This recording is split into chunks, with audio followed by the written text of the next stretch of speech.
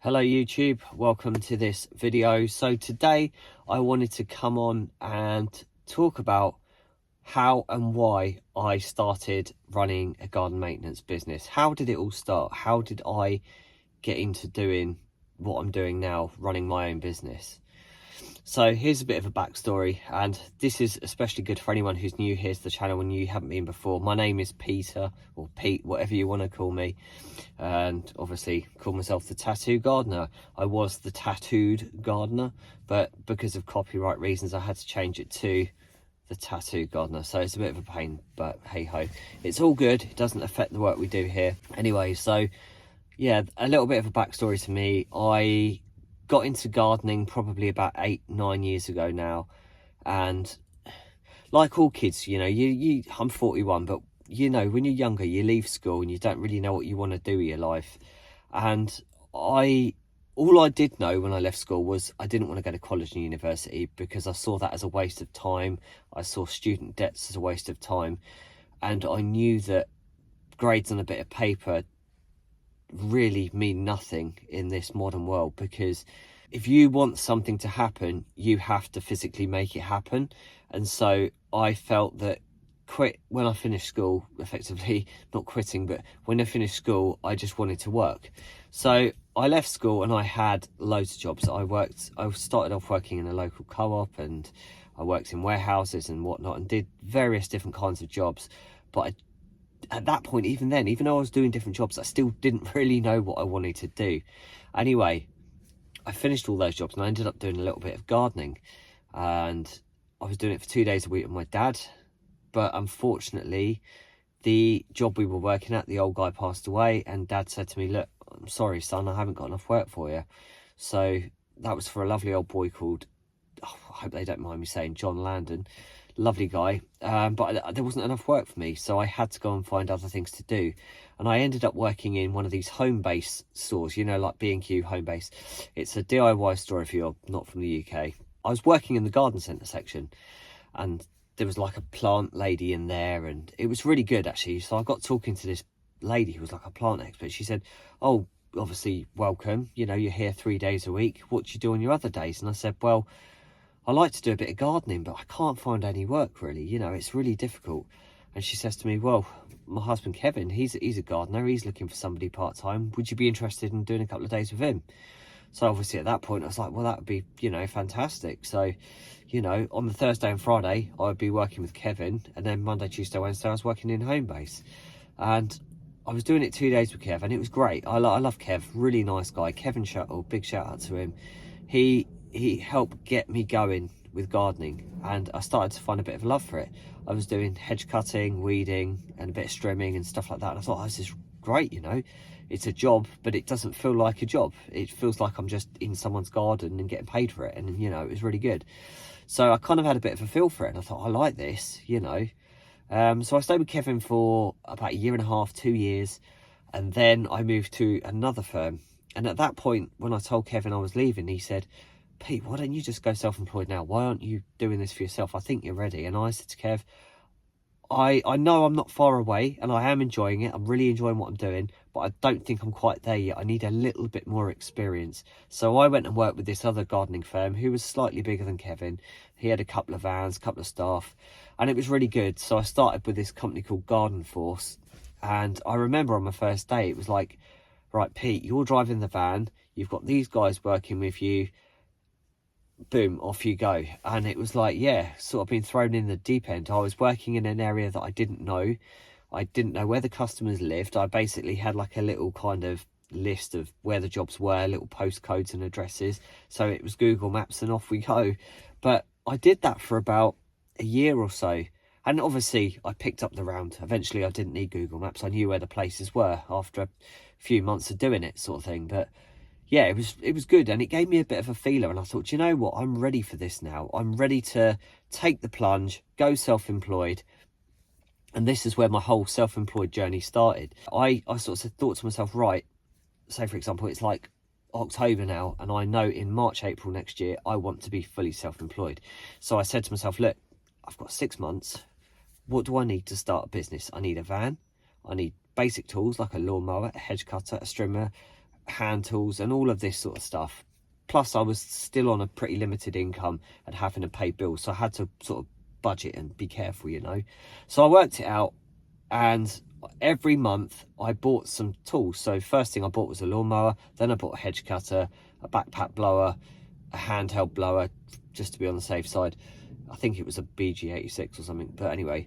And then I bought all my other bits. So basically every month for 6 months I bought all the tools I need. So I had all the kit, great. This was March. Got to the start of March, I had all the tools, had all the kit. The only thing I needed was a van. And so I handed my notice in. I took the plunge. I had no customers lined up, but this is where I'm getting with that. I handed my notice in to my boss and I said, look, I'm going self-employed. In 4 weeks, I'm going to be running my own business. And he went, wow, Pete, you're very brave. And obviously I'll be sad to see you go, but good luck with it. And is there anything you need? Is there anything I can do to help you on your journey?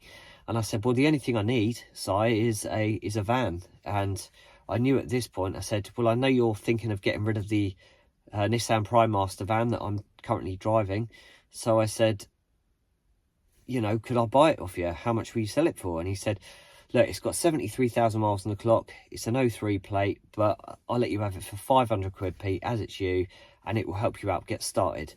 I was like blown away, you know, 500 quid for a van with that sort of mileage on it. It was incredible, you know. So Simon kind of gave me the final bit of the jigsaw for 500 quid and said, at the end of the month, when you're ready to start your business, you can have the van. I just need it for a couple more weeks. So for that last month I was working with Simon, I was obviously advertising on Facebook. I didn't have a Nextdoor app then, but I was using Facebook, literally just Facebook and word of mouth and little flyers and shop windows. And I picked up so much work. Like my telephone was constantly like pinging, you know. So I was going off to do these quotes and I said to the people, look, these are my prices. This is the services that I'm going to be offering: hedge cutting, weeding, mowing, general tidy ups, basically. I said, obviously, this is what I'm going to do. This is my price, but I will not be able to start with you for another few weeks. So we'll be looking at the start of April to start the business. And I explained everything, the backstory, you know, and the customers all said, Pete, that is absolutely fine. You're a lovely chap. It's been really nice to meet you. And, you know, we're looking forward to having you look after our garden. So that last month that I was serving my notice with Simon, I was basically building up a round. So at the end of my notice, when it got to the last day, it was a Friday. I remember it vividly. We finished on the Friday and I went home from work, and it kind of dawned on me at that point that Monday morning I'd be getting up, loading up the van and going off to work in my own customers' gardens. It was really surreal. Like, it was proper surreal, mate. It was, yeah, it's just, when I look back at it now, I remember being extremely nervous and thinking, Christ, what am I doing? Like, this is it. I'm stepping out of my comfort zone here, because I've always had that safety net of I'm working for someone else. This is my wage every month. You know, I haven't got to worry about tax, national insurance. That's all taken care of for me. Now I'm running my own business. I've got to do my own books, my own paperwork, get an accountant. And it was all on me. And I knew the pressure was suddenly all on me. It was no longer... that safety net had been taken away and I was thrown in the deep end. But it's what I wanted to do. I wanted to have my own business, so I knew that by taking the plunge, it was the only way that I was going to move forward. It's a bit like swinging through a jungle, going from vine to vine. At some point you have to let go, because you get comfortable, you keep swinging and swinging, but at some point you have to let go of that last vine and grab onto what's next. And that's where I got to. So the business had officially started and I'd done it on a really small shoestring budget, basically. So I think the van, as I say, was £500. I bought a Hacer Harrier 48 for £200. I bought a Stihl combi and I had a few attachments and a BG86 blower. It did me a turn, and it was great. I was earning money, and whilst I was earning money, I was able to start saving, and it was good. I was starting to say, yeah, this is great. You know, I've gone from, you know, appreciating my old job, of course I did, but I've gone from earning £70 a day with my old boss to nearly £150, £200 a day. You know, it's a big big difference, you know, when you're doing it for yourself and you start to think, well, if I was only earning that before and now I'm earning this, it's like it's good. Okay, it could always be better, you know, cost of living and whatnot, especially nowadays. But, you know, 5 years ago when I started, it was incredible. I was still, whatever way you look at it, I was earning more than I was if I was employed. So what are the benefits? Now that I've been doing it 6 years, what benefits are there to self-employment? You know, because there's bound to be loads of you that are just tuning in. You're thinking about setting up a business. You're fed up in the job you're doing. And you're sort of thinking, I want to do it, but I'm a little bit nervous. You know, what benefits are there? What gains are there? Well, the first benefit is obviously, as I say, income. You're going to be earning more. You are. Yes, you're going to have your overheads, like your public liability insurance, your van insurance, obviously your tax, your running costs, your fuel, your tools, servicing your equipment. There is a lot to consider, but at the same time, it's rewarding. You don't mind that, you know, you factor that in when you price your work. You factor in what those running costs are going to be, and that is why you charge what you charge for your services. So that is all factored into your pricing. But the advantages I find with being self-employed is, okay, look, say you're ringing sick, you know, you don't feel too good, like me at the minute. I've got a touch of COVID. It's not good, bit of a pain in the bum. But if you can't go in, you can't go in, you know, and it's just as simple as that. You know, you get a job where your boss will go, oh, I'm afraid, you know, you've let us down. You've had a couple of days of sick. We're going to have to give you a written warning. We're going to have to let you go. We're going to have to replace you. You know, when you're self-employed, it's not like that. You know, if you don't feel well, you just ring them and say, look, I'm not coming in. Or you can even message them, whatever you want to do. But if you don't feel well, you don't go to work. It's simple as that. Yes, you don't work, you don't get paid. But at the same time, if you don't feel well, you take that time off to rest. So there's one advantage, you know. And if the customer does get rid of you, then it's, to be honest, very easy to replace a customer. Replacing work is very easy when you're in control. So never stress about losing work. The next advantage with being self-employed is holidays, Christmases, annual leave. So if you want to go on holiday, you don't need to get anyone's permission. Recently, I went to Cyprus for a few days. I had like a week off effectively. I was off work for 9 days, but I was away for 5. And I sort of said to my customers, look, I'm not going to be in next week. I'm here this week, but I'm not going to be around next week. I'm off to Cyprus. I'm having a break. I need a break. I'm tired. I'm burnt out. I just need a break. And 99.9% of the customers were like, you know, that's great. Have a good time. We'll see you the week after. Not a problem. So you're in control. You're in control. You basically say, look, I'm not going to be here next week. I'm off. See you later. I'll see you in a week's time. Don't be afraid to tell people that you're going on holiday, because, again, you might get one or two arsey ones that say, oh, wow, meh, meh, meh. But to be honest, they don't matter. They're irrelevant. You know, if they want to get rid of you for you having a basic human right and taking time off, then they're not worth having on your books anyway. You're in control. You're in control of, if you need time off because you're ill, if you want to take a holiday, you don't need anyone's permission. You literally can just arrange it with your missus, look at your diary, rearrange your diary, tell your customers that you're not coming in that week, and then you just go and have a great time. When you're employed and you say, oh, can I have that week off in September? I want to go away to Cyprus. The boss will go, oh, I'm afraid we're going to be short-staffed that week. You're not going to be able to have it. What about the week after? I'm afraid Julie's off that week. You can't have it. What about in 3 weeks' time after that? Stefan's off that week. I'm afraid you can't have it. So basically, when you're employed, you're a puppet because you're being controlled by their strings. So when you're self-employed, you're doing away with those strings. You're in control. You're your own puppet. You're doing what you want to do. You know what I mean? So I much prefer that. I much prefer being in control of my own destiny and having the ability to work my business on my terms, but also live my life on my terms. So now I have a really good work-life balance where I do my work, I know what else I've got to do, but then I make sure I have X amount of time off for family time, because that is equally as important as running a business. 6 years down the line into the business, do I have any regrets? I think the only regret I've got is maybe not doing it sooner. So I started when I was in my mid-30s. I think gardening is a young man's game, if I'm being honest. Like when I was prime 20, I was big and strong, and I was, you know, able to do probably a lot more physical stuff than I can do now. But even still, it doesn't really matter. Like, for example, a postie the other day, I was working on a job and a postman came up to me. He said, Pete, I'm 68. he must have seen my channel, he knew my name. He said, Pete, I'm 68. He says, thinking of retiring from the post office soon. Do you think it's a good idea starting a business? And I thought, why not? I said to him, why not? You know, obviously it's harder as you get older. But I said, at the end of the day, if you're just wanting to do 3 days a week, why not get a little van? Just a small thing, chuck a lawnmower in it, a few basic tools, and off you go. You know, you could do some of these little old ladies' gardens. They'll appreciate your service, your time. And that way, you know, your hobby becomes your passion as well. So why not? You know, if you're going to work for the remainder of your working years, you may as well do it doing something that you love, being in control and, you know, enjoying your life. Get that work-life balance back. Maybe you haven't had it for all your life. Might have been stuck doing like employment jobs for your whole career.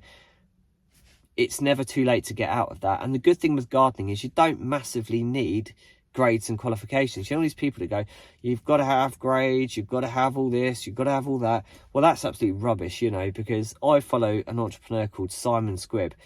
And I know, listening to his backstory of him getting made homeless at 15, he literally had no GCSEs, he had nothing, you know, and he was homeless and he had no other option but to do something off his own back because he wasn't employable. He didn't have any certificates, nothing. So nobody would employ him.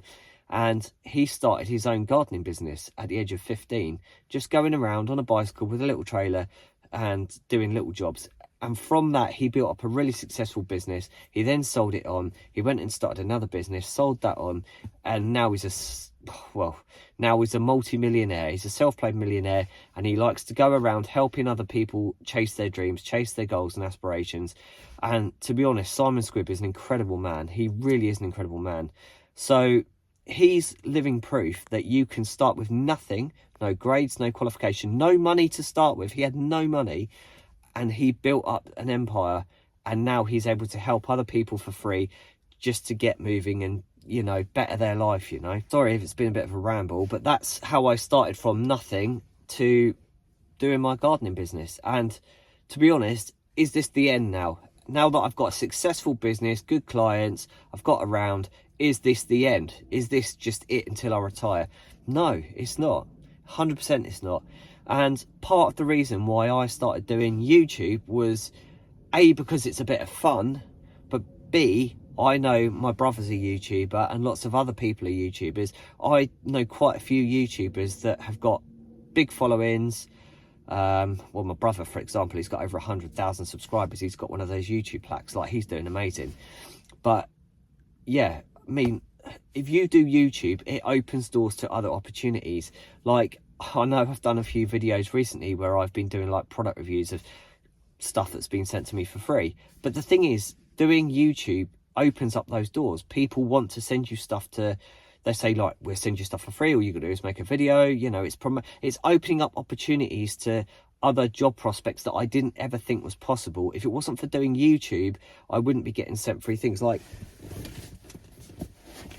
I got these shoes from Fitville. I got 2 pairs of shoes for free. I wear these for work now. I got them for free. All I had to do was make a YouTube Shorts video. And that's the thing. Like, if people want to send you stuff for free just because you make YouTube content, then it's a bit of a no-brainer. Also, with YouTube, some of you will know this, some of you won't. YouTube have a monetization program. So when you hit 1,000 subscribers and you have 5,000 watch hours, you can join the monetization program and you can make a few quid on your videos. It's not a lot when you're small. You know, I'll be honest, I'll probably make, what, 3, 4, 5 quid a video. But at the end of the day, I'm doing what I love. It's a hobby. I'm doing my job. My passion is gardening and I'm enjoying doing that. I get to film it as well. I get to share the content with you guys and I get to make a few quid from the video. So it's a bit of a win-win all round, but it's an opportunity for me to kind of elevate myself to a position which I didn't ever think was possible. Listen, I might grow more, I might not, I don't know. But by doing this and coming on here and sharing my stories and some of the things that I've done along the way, I'm hoping that that will help people that are sort of, because I know there'll be people watching who were like me a few years back, who didn't have a clue about YouTube or monetization. They didn't have a clue about how to start a gardening business. And they probably think, oh, I want to, but I don't know if I'm ready. And, well, having done it myself now for a few years, I can safely say it was the best thing I ever did. Taking the plunge and going self-employed was the best thing I ever did. I've never looked back. I've been super happy. I've always got a smile on my face. I do have a few days where I moan about bad payers. You're going to get them. It's part of the nature of doing this business, but there'll always be little things to moan about. But at the end of the day, 95% of the time, it's the best business in the world.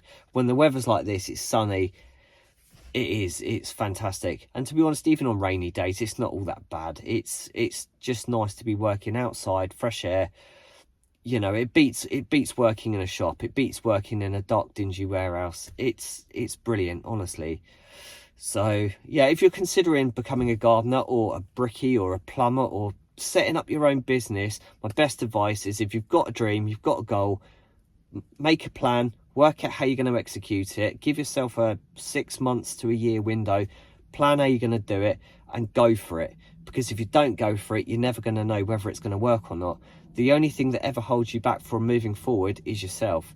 Never let anything stop you. Never let anybody else say, oh, don't do that. Play it safe. Stick at the job you're doing. You've got a good job. You're being paid okay. You've got a good, don't listen to those people. They're dangerous. If you want to do something, don't let someone else's words or caution hold you back. The only way you move forward in life is to take a chance, take a risk.